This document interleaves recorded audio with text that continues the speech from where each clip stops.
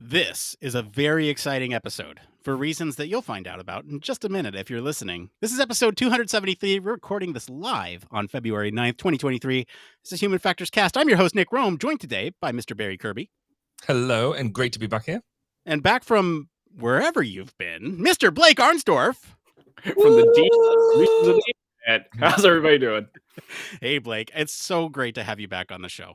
We got a great show for you all tonight. We're going to be talking about how roboticists want to give you a third arm. And later, we're going to answer some questions from the community about Human Factors and Ergonomics Conference and what that means for you, what happens in some stressful stakeholder meetings, and what happens if somebody schedules your sprint planning meeting for 5 a.m. We're going to talk about all that and more. But first, let's take about a couple of seconds here to talk about some programming notes.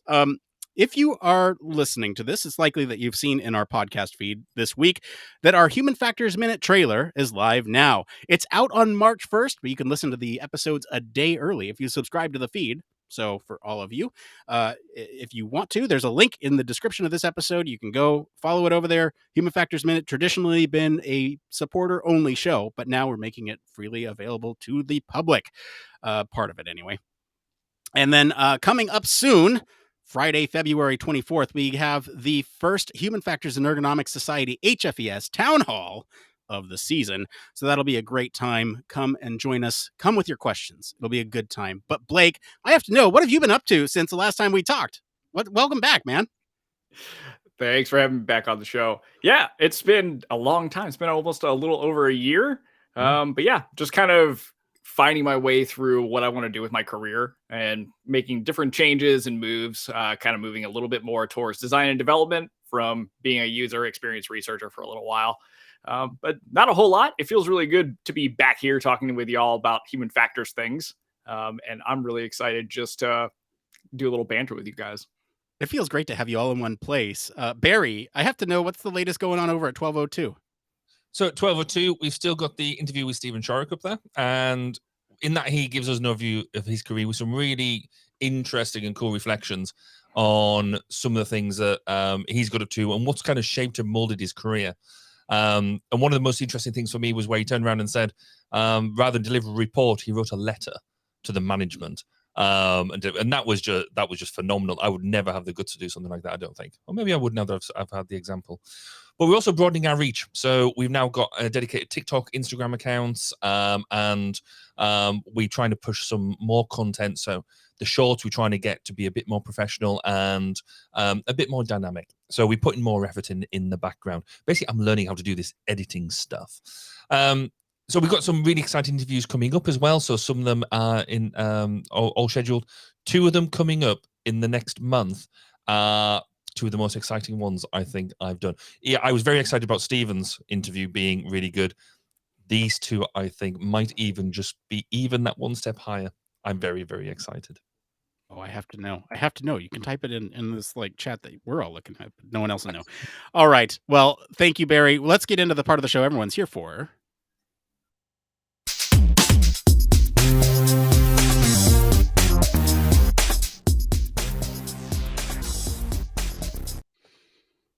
That's right. It's Human Factors News. Barry, what is the story this week? So this week, roboticists want to give you a third arm. So what would you do with an extra limb? And before the social media melts down, please remember this is a family-friendly show. We've all seen end jobs that require an extra hand, from surgeons performing complex operations to braiding long hair. That's not to mention soldering wires or carpentry, trying to put together them fiddly joints. And that's just to consider supporting what we do now. What could you do better or differently, like Spider-Man's Dr. Octopus? Or what would a 4-handed pianist be able to achieve?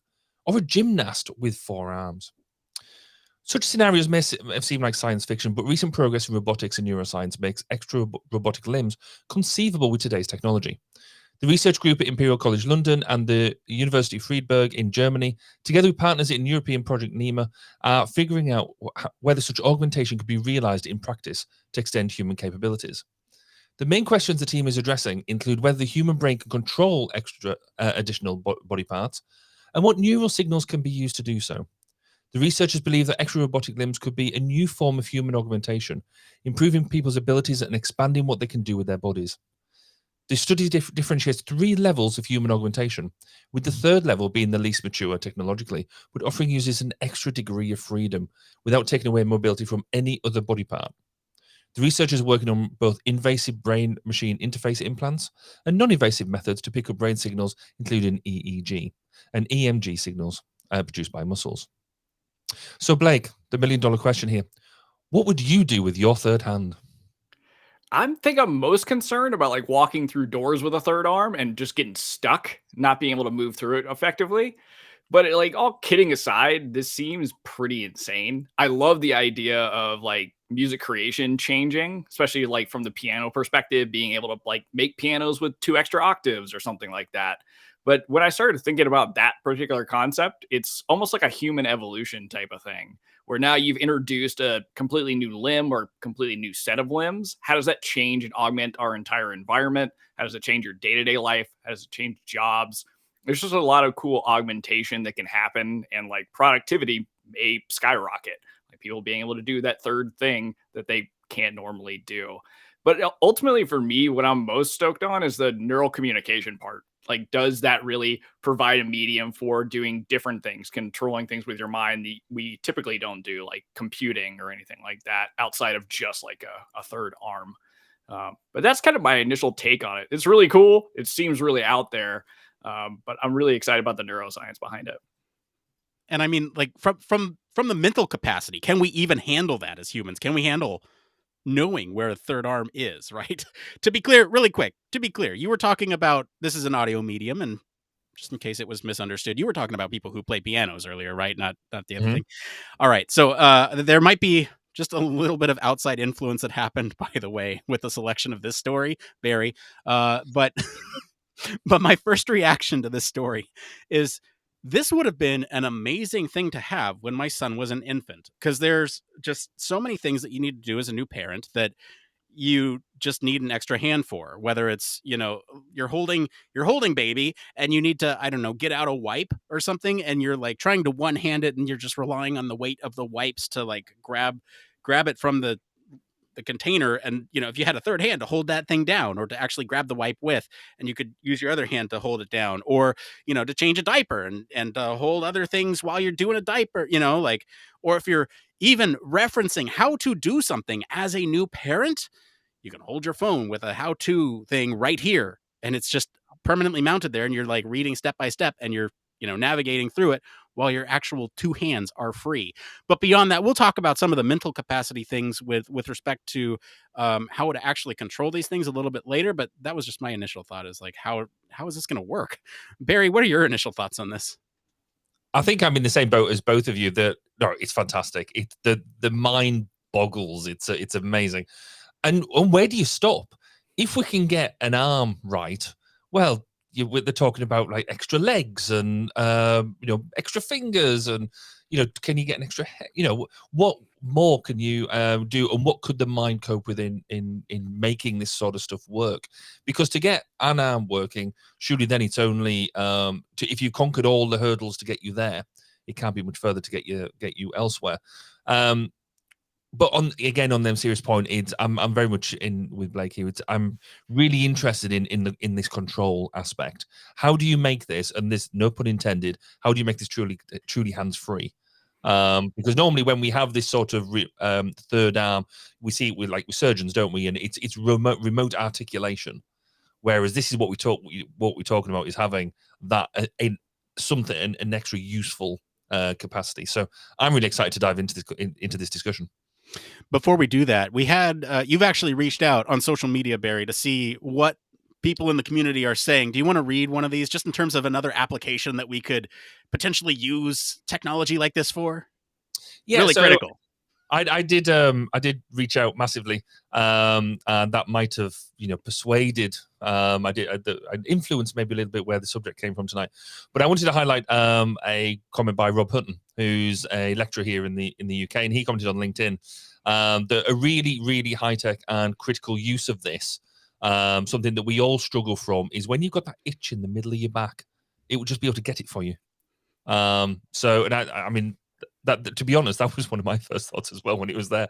When he said there, going, if you got an itch on your back, I mean, I mean, who wouldn't spend the billions of pounds that it's going to take to develop this technology to have a back scratcher? Yeah, I mean, it can bend in ways that your regular arms can't, and so that's got to be worth something, right? Let's talk about. I mean, we could go anywhere with this, honestly, and I think we're kind of all in the same boat of like wanting to know how this neural connection works, right?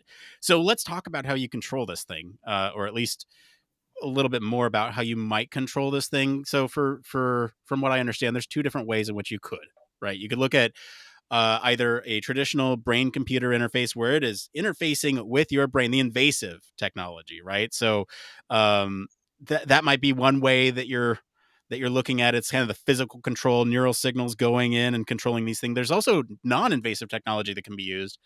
Things like EEG and signals from your brain that are just passively controlling that, not passively, you're actively controlling it based on what signals work, what signals don't. But those are the two ways in which we can control this thing. I don't know, Blake, what are your thoughts on control of this thing? I feel like the like of course like the business answer is like, how do we make this accessible to a lot of people? So like giving some kind of wearable that allows you to measure EEG or any signals coming off your body could be amazing. But I think what ends up being the interesting problem is the degrees of freedom you get from the two different modes of being able to control something. So I'd say the application would have a lot of impact on how you're going to want to control something like this. Because one thing that I didn't even think about till I was listening to y'all talk is there's like a giant thing here for prosthetics. So replacing limbs that used to exist and then leveraging, existing neuronal connections for that. So in that case, maybe you want something a little more invasive. So because it's acting as a limb, depending on how the tech works, versus having a third arm at your job. Going back to like the surgery example from earlier, using a wearable could just make it so you're only using it at work, taking on and off and all that kind of stuff. So I think the control mechanism is really an interesting thing here, and how you can actually, what can we get away with the least invasive technology, and then how do we superpower that by being a little more invasive? Yeah, I mean that's you've fired a whole bunch of thought there, because you're right. If you take that prosthetic approach, that's where they're adapting already existing signals, already existing movements, and transplanting them into the technology. And that just shows the magnitude of the task. The fact that not only are we going to have to create a control interface, but we're going to have to do it in a way that the brain can control it, and it's got to be able to control it. I mean, one of the biggest issues we're going to have here is latency. It's got to, as soon as however you imagine that work is done, it's got to be done, hasn't it? You don't sit there and say, lift my arm, and then, your arm lifts like 2 minutes later. It has to be controlled. So how do we make sure that latency goes down, which then leads you back down to, well, I can't see how it wouldn't be an invasive control. Because every other non-invasive control I've seen has been an interpretation. You have to think in a certain way. You're trying to create a brain form, aren't you? Rather than thinking, right, I need to grab this. It's got to almost be that goal-oriented thing. I want this to happen, not I must lift the arm and make it articulate in some way. So I keep on going back to the Matrix. Are we literally going to have that sort of almost plug in? I mean, okay, maybe not quite as invasive as the Matrix one, but some sort of plug in to make that happen. And then almost that then takes you to the other point you made, Blake, is if this is something that you wear for work, would you A, want to take it off? And B, how would you take it off? And what is the risk involved in suddenly thinking, oh, I've dropped something. I've got, if you've got that third arm, but the third arm isn't there anymore because you're just taking it off because you're at home and you don't catch that cup of tea, which you thought you'd be able to. Or whatever it is, there is probably a massive safety case there around having limbs and not having limbs, purely down to how you're controlling them. Not so much because of having them there itself, but because you've got to be able to distinguish between I have it or I don't. I think there's a lot of stuff there which I think could be really fascinating. You're going down the safety rabbit hole, and I mean, there's a ton of other safety concerns. I didn't want to, but I mean, there's a ton of other safety concerns. Not only am I thinking about, do I have this thing on or not, because I've only put it on for work, but I mean, even having this thing on, if it pinches a body part because you've operated it in a way that's not the way that you wanted it to, and it's behaved in a way that you haven't wanted it to. There's all these considerations from that perspective. But then what about some of the long lasting impacts of, wearing this thing in a place that humans haven't evolved traditionally to accommodate? So if you're wearing this big heavy thing on your backpack, is the weight distributed properly to allow your body to accommodate for that? Are you going to have some long lasting health effects with respect to, the way that you move and things like that from having these extra robotic limbs off of your body? um Beyond the physical component, is there going to be, like I mentioned earlier, enough mental capacity for us to actually operate these in a safe way on the job? If it's something that we've implanted into our infants at birth, where they have this control mechanism and we put little tiny baby robot arms on them and they can learn to use those like their normal limbs as they've grown up, then I think we're capable of doing that and understanding what is possible with this third arm capability. It allows us to move and operate in different ways. But if we don't have that training or experience growing up with this third limb, what does that actually look like in an operational environment? Is it going to be safe and reliable for those who are inexperienced with it as well as those who are experienced with it? And is it going to basically be durable in cases where, I don't know, maybe you're operating dangerous machinery with it? And Mhm. is it going to pull you into that dangerous machinery? Is there going to be like some quick release mechanism that if you get it caught in something, it's going to quickly come off, and then what does that do for you? Obviously, you won't feel pain. Hopefully not. But like, what does that feel like to then try to perform a task and not have that thing there? I just have so many questions. Well, again, I mean that whole feeling thing. I mean, we sort of with the remote limb application, we tend to wear haptics, don't we? So when it pressures something, you get the pressure on your own hand, so you kind of know where you're at. That just doesn't apply because it's a third limb. And the more you sort of go down this rabbit hole, it's quite amazing. The other thing too, you sort of mentioned the safety bit around if it pinches your body. What happens if it pinches somebody else's? And how do you get that feedback? And how, if you grip somebody else too hard or something like that as well, that's not good. That's an ethical consideration there. Well, Oh I mean, yeah, it would be just providing you feedback, right? Like, I could see that, like, even in the case of like if we replace somebody's leg, like being able to provide, actuation back to you that you've stepped on something. Mhm. But you don't really want to be hurting people either, and so that does seem pretty dangerous in some ways. But I don't know about y'all, this really again with a lot of this technology, it seems like very stepping stone like. Like I don't see third arms being the end here. I would actually see like this is more focused on the being able to control a lot of autonomous things in your environment through whatever kind of neuro haptics that are going on. So like take all the limbs off of you eventually, and you're controlling machines in an entire warehouse or something to that Mhm. effect. Yeah, and that really does open up the human computer or the brain computer interaction in all this. Again, my questions are mostly around capacity for humans to understand what they're doing in a situation where you're plugging into an entire system, right? Do you have the brain capacity to manage an entire system of various machinery to perform a task? And where do we limit that scope of control? Because Mhm.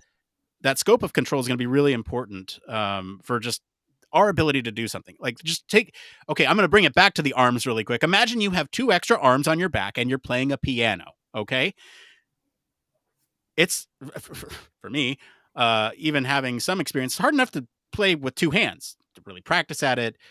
For some people they're savants and sure, whatever. But for others, it's just enough to try to get your hands to work in coordination. Now add two more to that, and the complexity doesn't double, it quadruples, or Mhm. it's some sort of exponential thing by adding in two more things to control. Because playing a piano is exactly like this already. You can start with one hand and play a tune.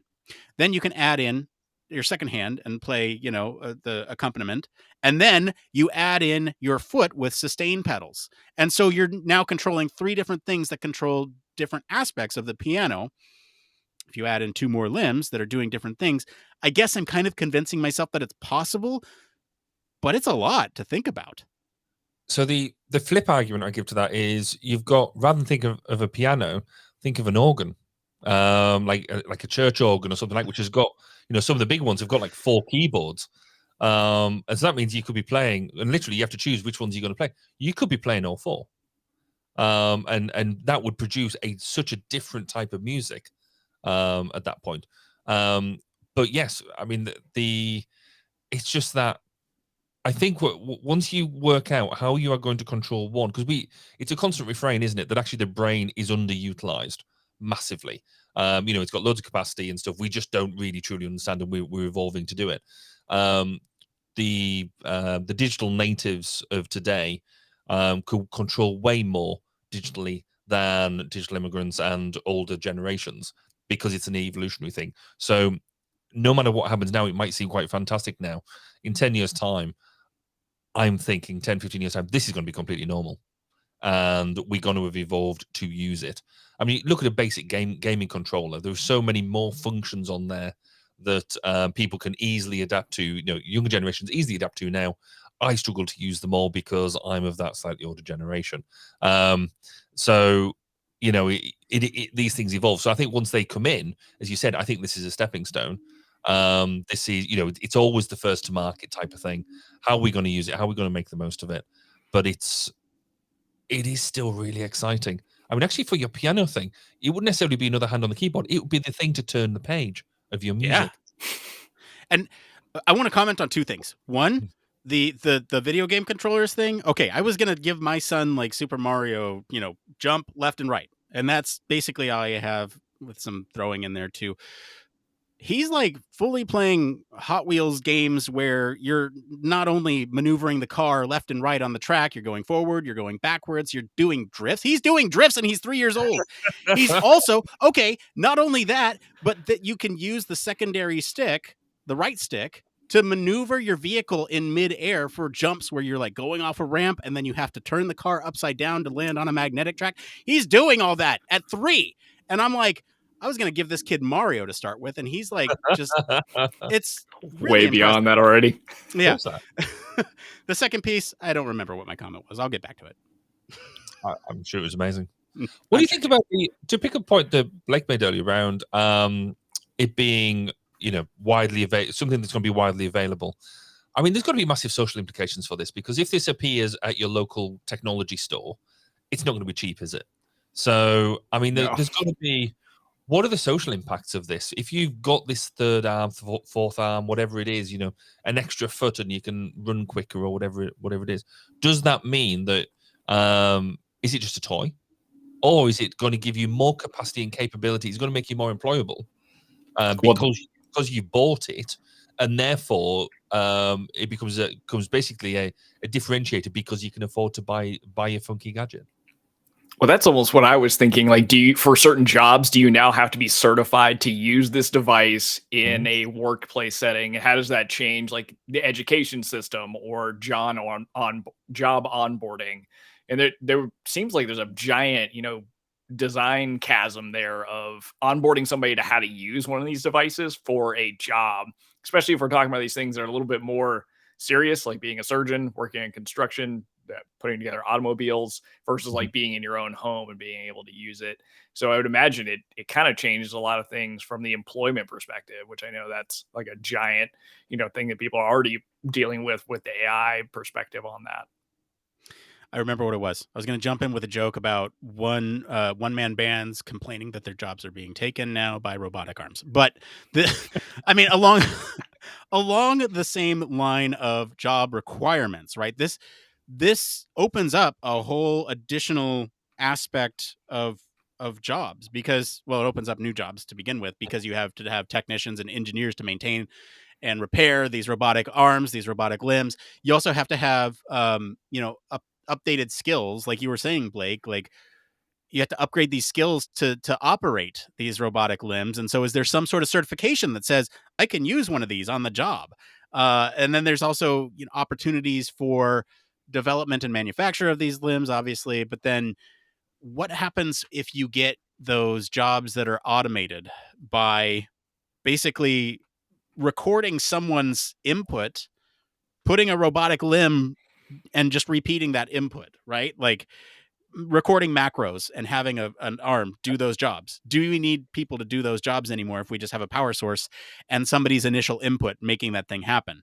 I don't know. It opens up a lot of questions from job requirements perspective. What is going to be required for jobs? And it's the same question I have around AI too, right? We've seen a lot of different tools coming out recently, ChatGPT and Google's Bard now coming out too, many other competitors as well to AI. And it's going to be a training thing. Can we get enough people to understand what these tools, AI and robotic arms included, can be used for and are used effectively for? And is it, like you were saying, is it going to be one of those things that is going to be limited to access to those who have money? And it's going to make that divide even further, right? Because like AI is an easy one to point to right now. To be able to afford an AI, I mean, ChatGPT is free right now, but they're going to start charging for it. And so if you're not able to use that, you're immediately put at a disadvantage. It's like not only owning a calculator if you're trying to do work in math. And so are you going to be lesser, quote unquote, at your job because you can't afford these things? There's a lot of questions. I don't know. I've just opened up a can of words here. Well, it is. I mean, it's one of these things, isn't it? I think the evolution of technology always changes jobs, no matter what happens. And I think the way that you mentioned it earlier, there's going to be a whole bunch of new jobs open up with this. There's going to be maintenance. There's going to be, what new roles does it open up by the fact that you've got the ability to have this, extra arms, etc., etc. There's so many science fiction movies out there where you've got extra limbs. It's almost a par for course in this sort of stuff, and it just naturally happens. So with all the things that have evolved, and it's been doing it for like literally hundreds of years, some jobs will close down. Some, you will need less people doing mandralic work. Manual labor will become less intensive because one person can do so much more. But then your ChatGPT example, I think, is quite good. It's open source at the moment. Google's piece will become open source or relatively cheap and accessible. So that makes, we've seen it on this show that we can have that extra capability because of the use of AI, and it hasn't stopped us from doing. It hasn't taken us out of job. It's allowed us to do more, not less. And I kind of think that this sort of technology will go down that route because employers will see that this allows more capability. So they'll, it's a bit like, a pilot doesn't buy their own, well, some do buy their own airplane, but an airline pilot doesn't buy their own airplane. The employer buys the airplane, the pilots learn how to fly them. And so this could be a similar type of thing. But bringing it right back to design and development, the other thing that I was thinking about is, what does the aesthetic of this look like? Because does it look like a hand? So is it like a fake skin hand? Is it a more mechanical looking, like almost gears and almost steampunk? Yeah, that type of thing. That's really weird. But for those audio listening, Nick's got random hands coming out of random parts of his body. But yeah, so is it something that's going to look a bit more mechatronic, or is it something that's got to look a bit? Has it got to look like a skin arm? Blake, what do you think? Well, I was wondering about that too, because like if anybody like takes a look at the article that's linked, like they show a example where somebody's like replacing a space station or fixing something on a space station, and it looks very mechanical looking. Mhm. However, like when we're talking about leveraging, neuronal capacity and thinking about like, well, what's going to be easier for somebody to understand how a machine works, or using something that looks like their own hand or their own arm. So from my perspective, maybe the arm is the way to go, just because it could potentially give you a better point of reference for when you start thinking about how this thing works or what it can do.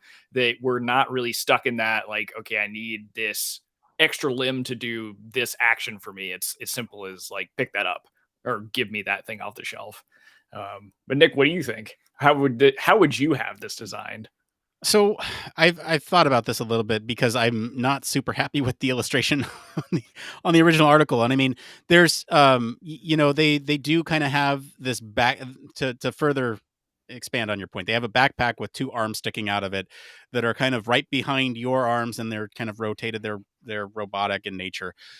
I don't know. I think the easiest thing to operate would probably be an analog close to what we have, and that's just my initial thought, right? And an analog to our arm connected at our shoulder joint, and basically the only thing that might be different in the case of implementing some of these like robotic arms, you have I don't know, you have AI systems on board, whatever thing is on you that is going to allow for the interpretation of your input. So there's some sort of third mechanism in the form of an artificial intelligence that is interpreting your input and producing the output into robot arm speak. So that way it programs a place for it to go and do all that. And all this has to happen really quickly.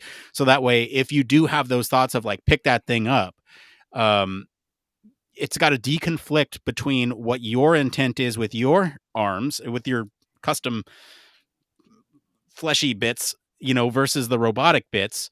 Are your fleshy bits going to do that? Are your robotic bits going to do that? How does it deconflict those things? What's going on? Which one is going to take this one? I'm doing this with my fleshy bits and doing that with my robotic bits. And how does all that work? So there's got to be automated systems on board. But the way I'm thinking about this to begin with, I'm imagining this technology being used very, I don't know, conservatively, and maybe almost like we see it in this illustration where it's some sort of exosuit or exoskeleton that allows us to offset that weight and help us in environments in which case we have to do complex tasks where we hold multiple objects and items, and they might just be a pair of helping hands to begin with, and then we advance that relationship with the way in which we interact with the robotic bits later on. But I think that's the evolution for me, is you tack these onto an exoskeleton exosuit with, the non-invasive brain reading to start, and then the evolution is something down the line where we have multiple limbs and, we just change out our pairs of arms. Like, what does that mean culturally? I don't know. That's something else that I want to get to before we wrap up here. But speaking of wrapping up, let's do one more round of thoughts, and then we'll get out of here. Barry, what are your kind of closing thoughts on the ARM stuff? So I'm loving the depths of science that we have fleshy bits and robotic bits. I think the terminology is just on point. I think there's 2 bits that I've got all around fleshy and robotic. We got it. Yeah. There's a lot of videos around at the moment where they do the experiment where you have the fake hand and the real hand, and hit the fake hand with the hammer, and the real hand thinks it's got it's getting the reception of that. So that's one thing I think our brains will be easily confused without really good training. The other bit, I don't know whether you get it out in the States, but hopefully people get it. If anybody's watched Inspector Gadget. Oh yeah. Oh yeah, good. That's okay. No, good cultural reference. Is this just going to end up like that, where basically it's like go get your hands, or go, and as you sort of said, the development of that is the hands go away, and it's just the tool that you're trying to use. So if you're a mechanic, it's like the drill. It's how you operate the drill from that point. It's how you operate the container for holding the bolts, that type of thing. So yes, I think as we said right at the top, this is the start of something I think going to be quite impressive. Blake, what about you? What are your final thoughts on this? I think the third arm thing, like I said a couple times, is like a starting place. And really where I'm excited or interested in is how does this allow, because Nick, you brought up a really good point. Like, what if we gave this to kids? What if we gave this to kids and it starts really expanding their capability to use their brain more than we're able to do now, or give it to adults that now are able to like expand and use more neurons in their brain than they've ever used before? How does that change how people think? How does it change how people interact with the world around them or interface with each other, technology? So I really am excited to see how does this impact our brains? Because really that's the underlying science here, is like what's going on with the neuroscience. And as neuroplastic as the brain can be, it would be insane if we could use, 2% more of our brain and see what comes from it. So yeah. Yeah. I mean, for me, it's more of the like society, cultural norms type of questions that I want to. This is the part where I open up just a bunch of can of worms where we don't address it because we're going to go to a commercial here in a second. But basically, like some of the classic cyberpunk questions: do you modify yourself? Do you modify your body with these bits? Right? Do you like integrate this technology? Do you integrate with the technology? Do you get the technology to be able to jack into a BCI? Basically there's obviously all these privacy concerns. Can you get hacked? Can you whatever? But there's also disparities with respect to access to this stuff, from socioeconomical status, classic cyberpunk stuff. But also, what does this mean in terms of being able to use these limbs for malicious purposes? Is it going to superpower criminals? We don't know. And then lastly, what does this do from a cultural norms perspective and values? Does this change how people view other people who use this stuff? Am I going to think lesser of you because you use 2 robotic arms? Are you going to think lesser of me because I use 2 robotic arms and I've chosen to do so because it augments the way that I think and augments the way that I interact with the world? So that's it. Thank you to our patrons and everybody else who voted on the story this week. And thank you to Barry for his influence on the story this week. Thank you to our friends over at IEEE Spectrum for our news story. If you want to follow along, we do post the links to the original articles on our weekly roundups in our blog. So you can also join us in our Discord for more discussion on these stories and much more. We're going to take a quick break and we'll be back to see what's going on in the Human Factors community right after this. Human Factors Cast brings you the best in human factors news, interviews, conference coverage, and overall fun conversations into each and every episode we produce. But we can't do it without you. The Human Factors Cast network is 100% listener supported. All the funds that go into running the show come from our listeners. Our patrons are our priority, and we want to ensure we're giving back to you for supporting us. Pledges start at just $1 per month and include rewards like access to our weekly Q&As with the hosts, personalized professional reviews, and Human Factors Minute, a Patreon-only weekly podcast where the hosts break down unique, obscure, and interesting human factors topics in just 1 minute. Patreon rewards are always evolving, so stop by patreon.com/humanfactorscast to see what support level may be right for you. Thank you, and remember, it depends.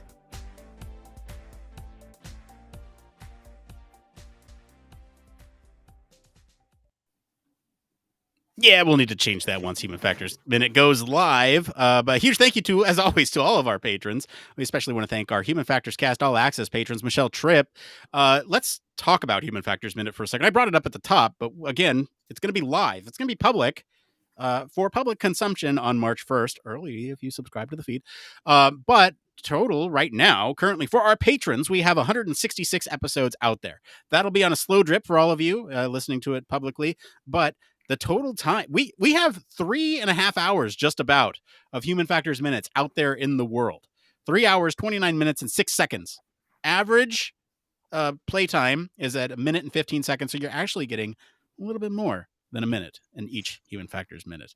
I'm really excited for you all to experience this. This has been a long labor of love. Blake and I started it back in 2019 or something. And since then, there's been a lot more voices and people involved in the project than just Blake and myself. In fact, we brought Barry on a little bit into the production of that, so that way he's a voice and talent on the show as well. Beyond that, there's many people that work in our lab as volunteers who author these Human Factors Minutes. They go out, they do the research, they bring all that stuff together and combine it into one topic that we bring to you in 1 minute every week. So I'm super excited for this thing to go live. I just cannot wait for you all to get it into your ear holes from all the hard work that we've all put into this. So with that, let's get into the next part of the show we like to call. It came from. It came from. I see Blake's laughing because I've never changed the visual, even though I complained about it forever. Anyway, let's get into It Came From. This is the part of the show where we search all over the internet to bring you topics the community is talking about. If you find any of these answers useful, give us a like to help other people find this content. It really mean a lot to us if you did that. All right, this first one here is from the Human Factors subreddit. This is Correct Bull 8862. Let's see here. They write HFES conference. Is this a good place? Oh, sorry, HFES conference / HFES healthcare. Is this a good place to network and line up internships and jobs? I feel like this is what are they? It's like a softball. So, Barry, what do you think? Yes. Yeah, it absolutely is. The only thing I would say, though, and it's something I've learned the hard way, you need to put the effort in, you need to put the work in to make sure that you know who you're going to go and talk to, that you actually go and do it. I've done it before. You go to conferences and go, right, we're going to go talk to all these people, and then you get nervous, imposter syndrome, whatever it is that comes into play, and you decide to go and hide in the corner, or do what I do, go and find the corner of the bar and drink red wine. If you want to go and talk to people, work out who's going to be there, make your list, make sure get your top 10 of people you want to go and talk to, and go and do it. So make your network plan. You can't, if you're going to make the most of it, you can't just rock up and hope it all happens. Hey, Barry, quick follow-up on that. Not everybody has a podcast where they can say, hey, do you want to be on my podcast and talk there? How do you do that? I don't know. That's why I started a podcast, so I could absolutely make it to start that approach. I mean, it's one of these things. It's actually going to be the topic of my opening conference speech this year. Is about communications, about welcoming people in, because we go. I mean, I remember going to one of my first ergonomics conferences, sat with a bunch of friends, a bit younger than I am now, going, "Oh, look, you've got the really important people giving speeches up on the top. I could never hope to speak." And they're daring to ask a question of that expert on the stage and asking difficult questions. Whereas now I'm the difficult person asking the questions, or giving the presentations, and you sort of forget what it's like to be the person down in the audience, thinking that they dare not go and talk to somebody because they think they're too big and important. So I'm going to try and put the challenge out there to make sure you can go and talk to all these people, but also on the presenters, on us, to make sure that we are open to be spoken to. So, but small talk. I mean, how do you do small talk? Or as you do it, don't bother and just go and say hi. Most people are more welcoming than you give them credit for, and if they're not, well, quite frankly, they don't deserve to know you. I couldn't have said anything better myself. That's really, really great advice. Blake, what about you? So I think we're all going to agree here. So I'm going to try and take a perspective on how you can approach this and get the gold mine that it is out of it. I think Barry made a great point of knowing who you're going to go talk to. One approach I've taken before is reaching out to people before I go to a conference and asking about things they're going to talk about, if the presentation roster's up, or also knowing who of my friends or who of my network group is going, so that I feel like I have a buddy that I can go talk to and, always be in a group of people. The other thing to look out for is are there events that are specifically geared towards going and interacting with people? Are there interactive workshops? Are there happy hours? Are there opening speeches or dinners or whatever? Because that can be a great place to day one, go meet a bunch of people and, try and, make a friend the first day. The other thing that I think is super valuable about conferences that I see in most are the, mock interviews or job fair type things that they have. Those can be super useful because there's less barrier to entry of oh, I don't know this person, I'm nervous to talk to them, they're a rock star in UX or human factors or whatever. This is more of go get the reps in of interviewing, and maybe something works, maybe something doesn't, but you'll learn a lot in the process. Yeah. Geez, guys, you taking all the good stuff. Basically, yes, these are great to go to. And I'd highly recommend anyone go to these in person, just because going in person, beyond the whole planning who you want to talk to and reaching out to people beforehand, you also have the opposite end of interactions that you weren't expecting. You run into people who you're like, hey, I didn't know you were working on this thing. And you have those discussions in the hallway.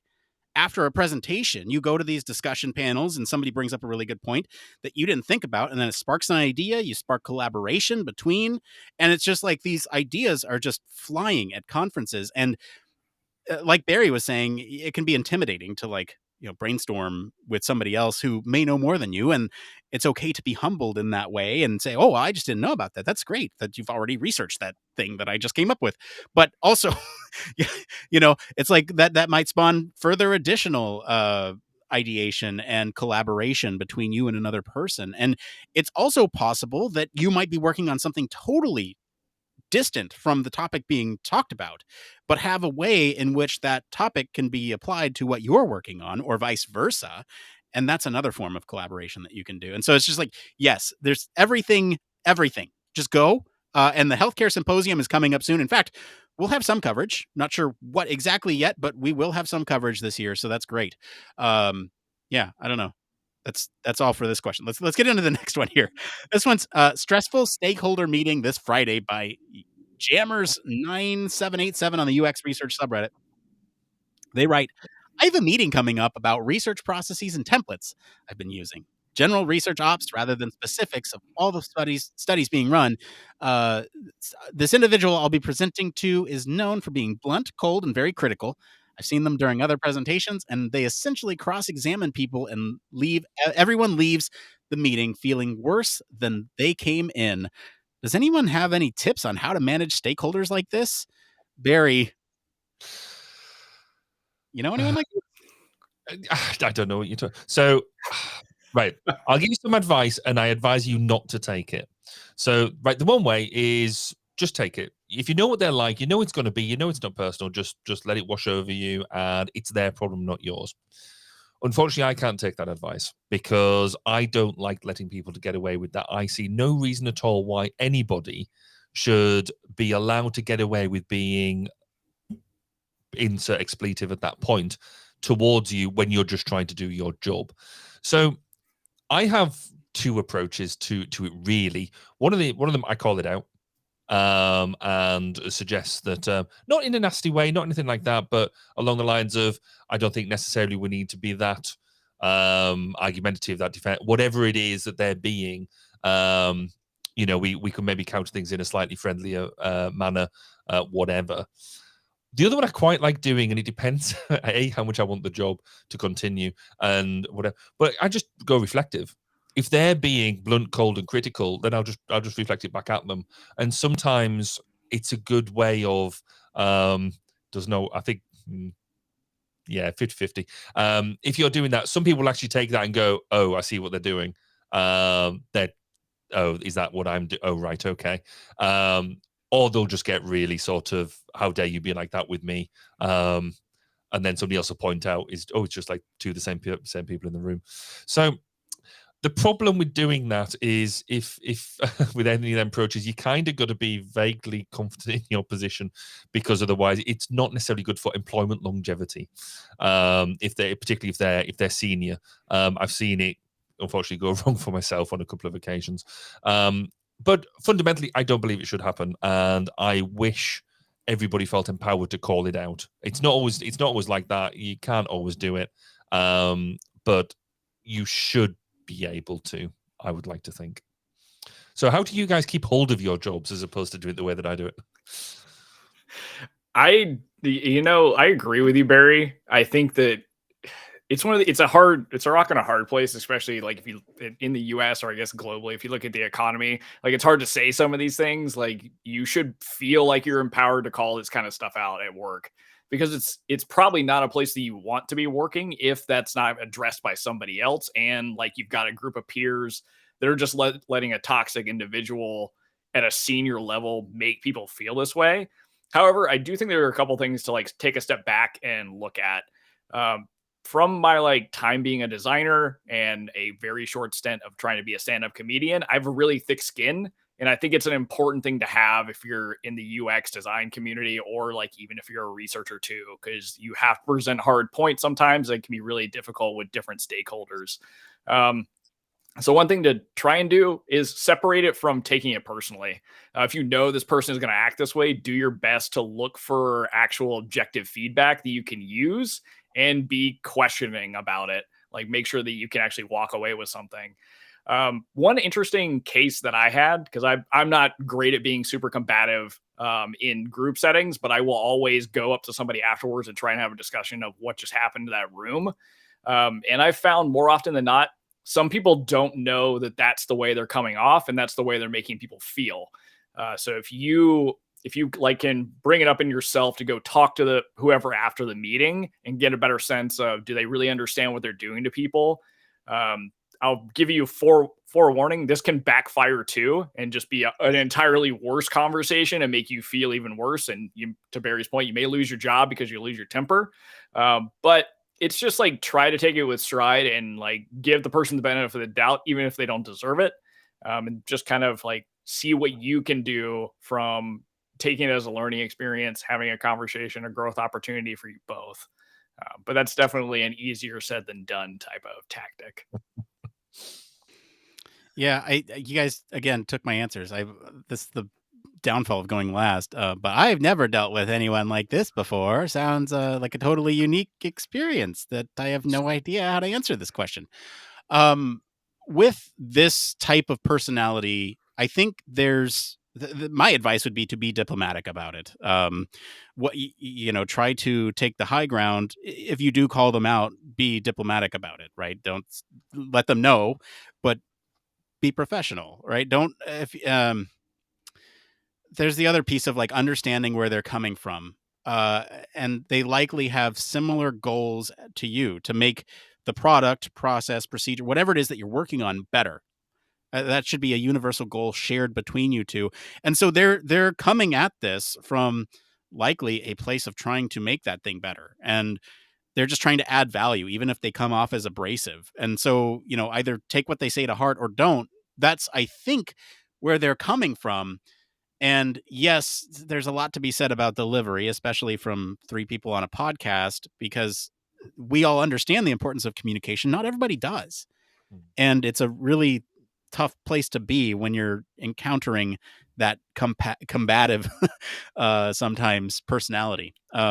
So, just they are, and that's one strategy, right? Call them out and say, hey, look, I know we have the same goals, and then question them on their beliefs. Why did you say that? Why do you believe that to be true? And that will often cause them to introspect and change their ways, totally, entirely. And that's sarcasm too, but sometimes it works, sometimes it doesn't. Like Barry said, 50-50. All right, let's get into this last one. The company moves sprint planning to 5 a.m. suddenly. This is by EasyGoingSpiros on the user experience subreddit. Told myself I would never die on this, or I would die on this hill and not go. 5 a.m. is ridiculous, but I don't have a job lined up to leave yet. Any advice for what to do, or am I the one overreacting? Barry, what do you think about 5 a.m. stand-up meeting? Nope.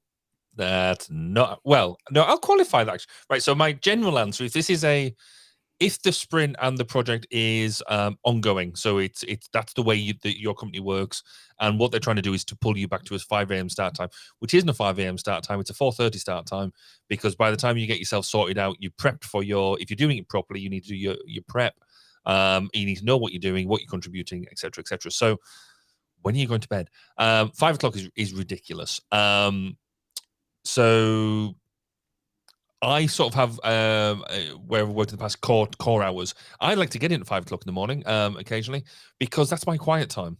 Between 5 to 6 o'clock when I get in, if I'm going into my other office, it's like sort of 7. But I try to encourage the rest of my team not to get in until like at the earliest 7:30, 8 o'clock, because I've got time then to prep my day and without any interruptions, and then I can work at managing everybody else and do all that sort of stuff.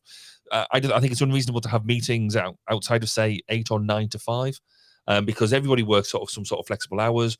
That's when people are going to be in. That's when you should be scheduling meetings for. The one exception I would say, because I've seen it and done this before, if you've got a short-term goal, something that you need to achieve that is time-bounded, nothing more than a week, or maybe a fortnight at a push. I've run projects where I've had everybody in at 5 o'clock, early days, and you've worked long days.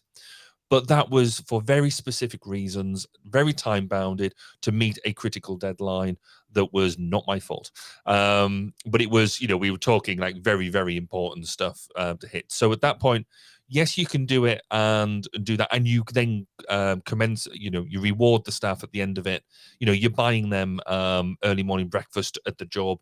You're taking them out to for beverages after the sprint's finished, and you're heavily rewarding them for saying, you did a great job, thank you very much.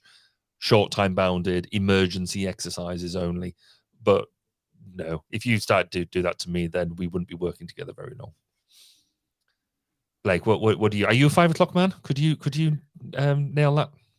Yeah, this is a tough one for me in some ways. But ultimately, if it's like you don't want to get up at 5 a.m. for the job that you have, go find another job. Like if it's just not that interesting, it doesn't get you that excited that that's something you want to do. Awesome. Does it sound unreasonable? Probably, unless there's like some need to work with an international client, and that's kind of what you maybe didn't sign up for when you started, or like teams, different time zones that someone when it works and overlaps very well. Great. But on the other end of it, like I've had jobs in the past where I was fine with being like at work at 4:30 or being ready to go at 5 a.m. for various meetings that I couldn't have otherwise. That it was just an interesting project or like piece of tech that I was working on. But it definitely feels unreasonable here, especially if this was not an expectation set like on your onboarding. There's not a great reason. It's hard to tell from like a really small Reddit post like why this is done. But I don't know, if you feel like you don't want to do that, then you're not overreacting and just may not be the job for you. But I don't know, Nick, would you want to like have sprint planning at 5 a.m.? Maybe. I mean, look, here's the thing. I'm going to take kind of the opposite perspective here. You do what's best for the team. And while I wouldn't like to do a 5 a.m. meeting, nor would I like to do a 10 p.m. meeting. I do those because I work with folks in India. And I want to make things convenient for them when I meet with them. And so there's instances in which you are the odd person out. If I were to work with somebody in the UK and they were to meet at my 8 a.m., their day's over. Like their day's already over by the time I've come around and woken up. So it's like, do I wake up early and work on their time frame so that way we can all communicate on a daily sprint? Or do I complain about it and say, no, we're going to meet at your 2 p.m. So that way I can, is that right? Did I do that conversion right? Where I'm going to meet at a later time, your time. So that way I can, sleep in a little bit. So I'm of two minds of this. Did you sign up for this? And is this expected that you're going to be working with a distributed team? If so, then I think that's fair that they're setting it at 5 a.m. Is most of the team okay with that? But do what's best for your team. If you can find a happy medium where you're meeting not at 5, but maybe 7, and it's still early enough for them to actually get stuff done during the day, you have to look at the team dynamics too. So that's where I'm at. I don't think it's necessarily unreasonable. I just think this post is lacking context. I just wanted to get initial thoughts there. All right, last part of the show. One more thing. No, it needs no introduction. But Blake, since it's been a while, what's your one more thing this week? I'm cheating, so it was really awesome to be back on the podcast. But it was also awesome to like get to meet Barry in like a more fun context than just like in a meeting. So this was great. The other thing that I'm really excited about, and I haven't been excited about something career-wise in a long time, is I'm working on developing like educational material around accessibility and UX. And so I'm really focused on how do I create stuff that allows people that are transitioning careers or even career professionals to learn about how to build AX practices into the products they design, the software they develop, and all that kind of good stuff. So that's something I'm really excited about right now. But Barry, one more thing. Well, I got to meet you. I mean, I've kept your seat warm now for over 12 months, and it's great to actually interact. So that's awesome. The other thing I'm starting to do now is with my sort of, I'm starting to get invites to give talks on human factors by sort of almost random organizations and random people, which is amazing. They've sort of seen it on my LinkedIn that I'm going to become president, this, that, and the other, and they want me to do it. But I'm finding actually that's really difficult. We struggle to define things like human factors within our own community. To doing it for like school children and all this sort of stuff, that I can see this being quite a challenging year, but I'm equally excited. So I might be a repetitive thing might be on post shows to come. Is right. I'm going to be giving a talk to these people. How do I get these people excited? And I'll expect the audience and everybody to people who are listening to help me get out of this hole that I've dug for myself. Nick, what about yourself? What's your one more thing? That is some perfect post show content there. I'm cheating here, but I got to be on a podcast with both of you together, so that's really awesome. Also, I've been working a lot this week, and I don't know if you've ever done this where you fit a whole week into a day, a whole week's worth of work into a single day. But I've done that several times this week, and it's a lot, and I'm happy to decompress and have an outlet to decompress. And this is just a reminder for everyone listening to go hydrate and give yourself some me time. That's all. And that's it for today, everyone. If you like this episode and enjoy some of the discussion about what you could do with a third arm that's PG friendly, I'll go encourage you to go listen to episode 262, where we talked about robotic boots that you could slip on over your little slippers or your Crocs. Comment wherever you're listening with what you think of the story this week for more in-depth discussion. You can always join us on our Discord community. Visit our official website, sign up for our newsletter, stay up to date with all the latest Human Factors news. Of course, you can always go and subscribe to our latest podcast, Human Factors Minute, that comes out next month. If you like what you hear, you want to support the show, one, you could do this right now. Stop what you're doing. Just leave us a 5-star review. Say those boys on that podcast, they're pretty nice. Two, you could tell your friends about us, and that actually helps the show grow quite a lot. Or three, if you have the financial means to and want an access of all the Human Factors minutes that we've made to date, you can always consider supporting us on Patreon. As always, links to all of our socials and our website are in the description of this episode. I want to thank Mr. Blake Arnsdorf for coming on the show and hanging out with us again. Where can our listeners go and find you if they want to talk about, robot arms? You guys can always find me at Don't Panic UX across social media. LinkedIn is probably the best, or YouTube. Mr. Barry Kirby, where can our listeners go and find you if they want to talk about how to pronounce pianist? We all know that word pronunciation is not my strong point. But anyway, you can find me across social media, Baz_K. Or if you want to listen to some interesting interviews with amazing Human Factors professionals, then go and find me on 1202 The Human Factors Podcast at 1202podcast.com. As for me, I've been your host, Nick Rome. You can find me on our Discord and across social media at Nick_Rome. Thanks again for tuning into Human Factors Cast. Until next time, it depends.